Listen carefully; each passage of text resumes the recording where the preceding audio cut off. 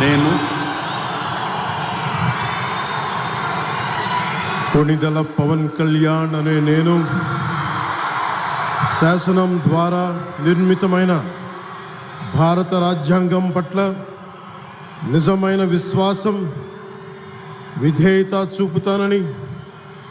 భారతదేశ సార్వభౌమాధికారాన్ని, సమగ్రతని కాపాడుతానని, ఆంధ్రప్రదేశ్ రాష్ట్ర మంత్రిగా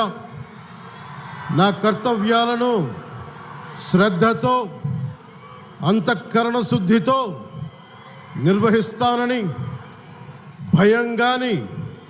పక్షపాతం కానీ, రాగద్వేషాలు కానీ లేకుండా రాజ్యాంగాన్ని, శాసనాలని అనుసరించి ప్రజలందరికీ న్యాయం చేకూరుస్తానని